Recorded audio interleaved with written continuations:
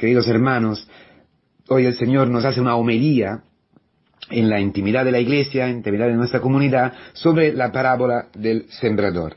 Y atrás de esta parábola yo veo claramente la figura de Salomón. Salomón que se ha dado cuenta que no podía gobernar el pueblo.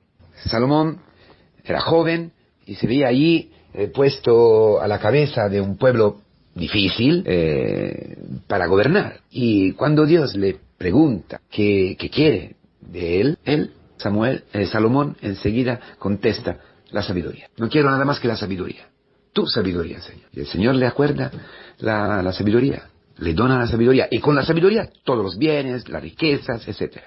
Y si leéis el libro de la sabiduría, os aconsejo en el verano, para quien está en el verano, todos, leer despacito los libros sapienciales, la sabiduría, el libro de los proverbios, leerlo, meditarlo. Salomón habla de la sabiduría como de su esposa. Él ha escogido la sabiduría como su esposa, como lo más importante para su vida, lo único importante para su vida, porque la sabiduría llena la vida, la sabiduría da sentido a la vida, la sabiduría abre los ojos, abre el oído, la sabiduría te hace discernir la historia como un plan maravilloso de Dios. La sabiduría, hermanos queridos, te hace ver la cruz como el signo de salvación. No te escandalizas, como dice la palabra, frente a la persecución, a causa de la palabra, a causa de Cristo, como la palabra no tiene raíces, entonces se pierde, no puede dar, se seca por el miedo a las persecuciones. Aquí viene a la mente San Pedro, cuando Jesús anuncia su muerte y su resurrección, la persecución que iba a subir, que iba a cogerle en Jerusalén.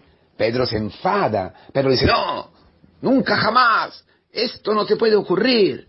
Y Jesús: Satanás, llama a Pedro Satanás, ve detrás de mí, tú eres para mí piedra de tropiezo, me haces tropezar en el camino para cumplir la voluntad de mi Padre y la salvación de todo el mundo. Impresionante. Pedro, de lo cual también, por algunos aspectos, Salomón es figura, ¿no? Pedro, a la cabeza de la iglesia, tiene que experimentar que no piensa según Dios, sino según el mundo. No tiene el nous de Dios, el pensamiento de Dios, no tiene la sabiduría de Dios. Tiene la sabiduría humana, la sabiduría de la carne, que no puede entender la cruz, que la rechaza, que es escándalo, es necedad. Por los religiosos, por la sabiduría religiosa, la religión natural, la religión que todos nosotros tenemos, de un Dios que castiga, de un Dios que en el fondo no es padre, no nos quiere, etcétera. Esa sabiduría religiosa que está manchada por el demonio, y la sabiduría carnal mundana, las riquezas, que también habla hoy, los afanes por las riquezas, la sabiduría mundana, el mundo, la carne y el demonio son enemigos del Espíritu, son enemigos de la sabiduría de Dios. Entonces ha tenido que aprender a ponerse detrás de Cristo, seguirle, por sus pies en las huellas que Cristo deja en el camino hacia la... Y cuando Pedro se arrepiente y recibe el Espíritu Santo, recibe la sabiduría de Dios, y ya no tiene sabiduría humana, y tendrá que luchar. Claro, vemos en los Hechos de los Apóstoles, tendrá que luchar con ese pensamiento mundano que siempre se acerca a él, que siempre se insinúa, el demonio que siempre nos ataca. Bueno, cuando Pedro se convierte y acoge la sabiduría del cielo, la sabiduría de Dios, entonces sabrá reconocer en la cruz la salvación. Esto es para todos nosotros. Esta es la clave de esta palabra que el Señor hoy nos da con su enseñanza. Entonces, tú, ¿qué tierra eres? Tú, ¿qué sabiduría tienes? Tú, ¿qué pensamientos tienes? ¿Qué palabras has escuchado?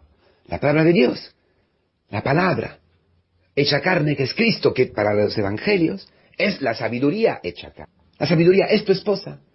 Como dice el Cantar de los Cantares, has buscado la sabiduría, has buscado tu amado, lo has abrazado, porque la palabra entender quiere decir abrazar, también quiere decir abrazar, acoger y abrazar, estreñir, no dejar nunca jamás al esposo, al amado de tu corazón, que es Cristo, que es la sabiduría. ¿Ves? ¿Es esto o no? ¿Vives así o no? O tú, frente a las 3 tentaciones en el desierto que ha tenido que sufrir Jesucristo, con las cuales ha tenido que luchar Jesucristo, que también estas 3 tentaciones están detrás de estos 3 tipos de terrenos, la estrada, el camino, las piedras y las espinas, el pan, la seguridad, la historia, no aceptar la historia y los ídolos de este mundo, el poder, bueno, todo el éxito, es ser importante para tu mujer, es ser importante por tu parroquia, es ser importante por tus hijos, que te respeten, que te entiendan. Tu ser viene del poder, tu ser viene de que la historia vaya como tú quieras que vaya, que todo se haga como tú piensas, que todo sea según tus esquemas, ¿o qué? O la vida te viene que tienes el pan, que tienes dinero, que tiene asegurado tu presente, tu futuro. ¿Qué es? Si es así, entonces ya el Señor te lo explica muy claramente. La palabra no puede entrar en ti, no puede dar fruto. Cristo no es tu esposa. Cristo, tú no estás casado con Cristo. Cristo no se puede unir a ti. Tú no estás abrazando a Cristo. Tú lo escuchas, porque es interesante. Escucha la palabra, la primera, en la estrada, en el camino. Escucha la palabra. Pero en el corazón, donde el demonio llega para tu mentira, que Dios no te quiere, que no te quiere, que esta historia es horrorosa, que no puedes vivir en esta precariedad, en esta enfermedad, con tus hijos, que no tienes dinero, etcétera. Enseguida, desde el corazón te la roba. O las preocupaciones, los afanes de la vida, los agobios de la vida. Todo mentira, todo mentira. Dice el Señor, ¿por qué os estáis preocupando? ¿Cómo comer? ¿Qué vas a comer? ¿Qué vais a comer? ¿Con qué os vais a vestir? El Señor no provee por ti. No provee, no lo has experimentado. Porque todavía estás preocupado. Te dice el Señor hoy, las persecuciones. Si las persecuciones es porque tú tienes la verdad. Claro que si tú tienes la sabiduría de Cristo, si tú tienes la palabra dentro de ti, vendrán persecuciones porque el mundo no la acepta. Porque el mundo te dirá, no, es una mentira, hay que rebelarse, hay que divorciar, hay que echar las personas molestas, hay que cortar con esta persona, cargar con el pecado, abrirse a la vida, perdonar, entrar en esta precariedad, vivir sin saber si mañana tengo dinero o no. ¿Esto es vivir? Dice a un joven, ¿no? A un joven. Salomón era joven. Era joven como Samuel, como el profeta Samuel. Ha sido escogido, llamado. Esto para todos los jóvenes. Esta palabra es también para los jóvenes. Todos tenemos que bajar.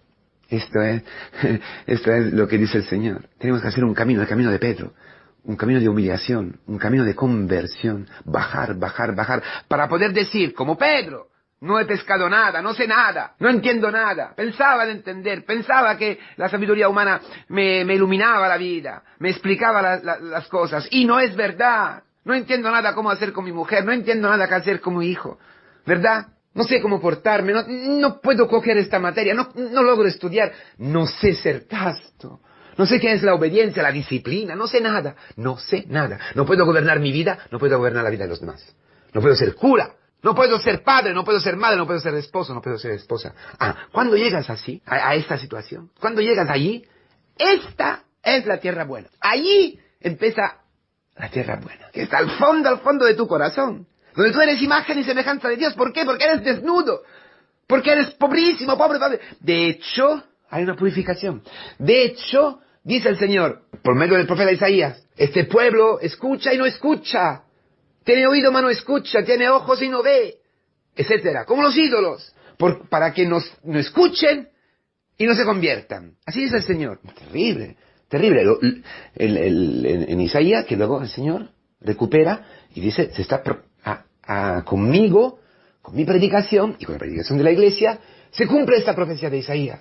Porque solamente si queda un pequeño resto, un pequeño rebaño de pobres, de inútiles, de nada, de quién sabe, de gente que sabe, que ha experimentado de no ser nada, de no saber nada, de no poder nada. Solamente este pequeño resto tiene raíces. Allí puede poner raíces la palabra. Eso dice Isaías en su profecía. Y allí brotará un retoño. Maravilloso. El retoño que brota es Cristo, que brota de los pequeños que han acogido a Cristo, pecadores, los que estaban agobiados, cansados, ¿verdad? Que no podían nada, que nadie lo amaba, nadie lo escuchaba, nadie lo acogía, los leprosos, los enfermos, tú y yo. Necesitamos un camino para descubrir de ser leprosos, de ser inútiles, de ser pobres, de ser pecadores.